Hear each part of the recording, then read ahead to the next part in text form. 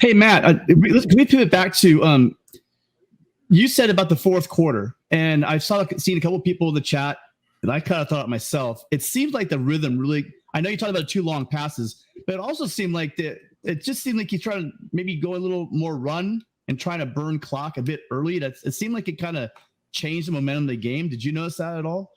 Oh, absolutely. And I mean, it's kind of hard to blame. See, it's weird because I railed on about those 2 passes, not, just getting out of town, finishing the game, speeding up the clock. I didn't have too much of a problem with trying to just grind clock up 24, up 27. Let's also keep in mind that Brendan Rice committed offensive pass interference. If he doesn't commit that penalty, USC gets a touchdown, and you take a lot of the drama out of that game. But I do think that the really valid concern, the valid point that you make, Tim, is that Lincoln Riley has to find a way to make his offense effective at draining the clock and yet keeping the defense off balance. Like you're not going to do, the old school David Shaw thing where you have, 8 linemen and you just try to pile drive it. That's not Lincoln Riley's offense. And of course, you don't want to have all those linemen up there because then you're putting basically every defender in the tackle box. There's a way for USC to milk the clock, have conservative plays, but yet still creative and clever. Like there was the bootleg on the drive that started with 5 minutes left after USC recovered the onside kick. That was the bootleg, and Caleb Williams was just able to throw like the ball 2 yards in the air to a teammate. He was basically handing off the ball. Technically a pass play, but very safe yet effective. USC needs to find more of those kinds of plays, and it also needs to focus on let's get 6 yards on first down. Then we can do a more traditional run look on 2nd and 4, 2nd and 3.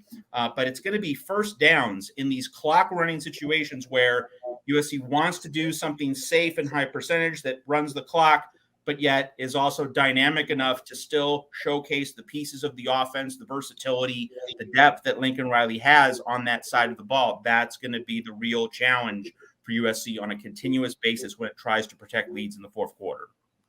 Yeah, and it was a positive sign. I guess, the offensive line was probably towards the end of last season, one of the only shining really strength units was that offensive line.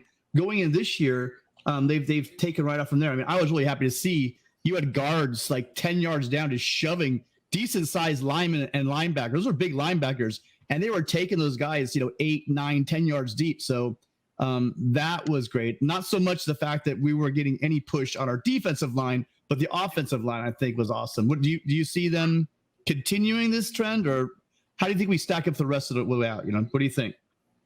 Oh, I'm loving this. And let's spend a few moments. I mean, obviously, Oregon State is such a key game. It's a hinge point game, as stated earlier. But let's briefly look ahead to that Utah game in Salt Lake City. Something happened tonight in college football. Don't know if you guys noticed, but Kentucky went into the swamp and beat Florida. And not only beat Florida, held the Gators and Anthony Richardson to 16 points, and the go-ahead score was a pick 6.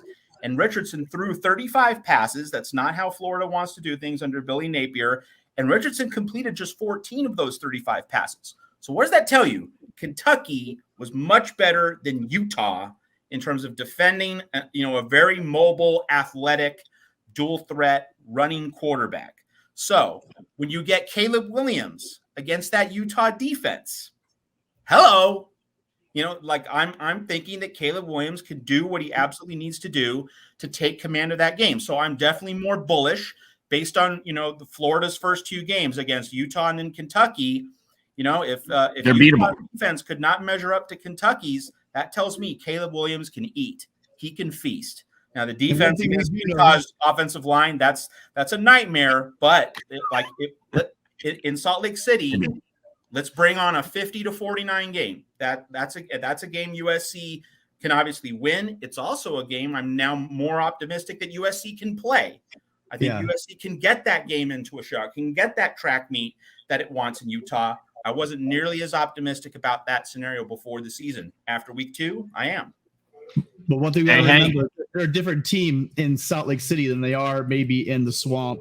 Sure. But I agree with you. I mean, I think I didn't give us much of a chance preseason of that game, but yeah, it does seem like there's some chinks in that armor, and I do think that a win is there to be had. It was hilarious it was hilarious that at one point in the broadcast tonight on ABC, Kirk Herbstreit just comes out and says, "The guys in the Pac-12 aren't used to this. All the timing, the precision, the execution. You know, what's this?" Well, they're not used to it against USC, that's for sure. And so, I mean, but the Pac-12, there has been times. You guys ever heard of the blur and what they did up in Oregon for years? I mean, that was weird, but yeah.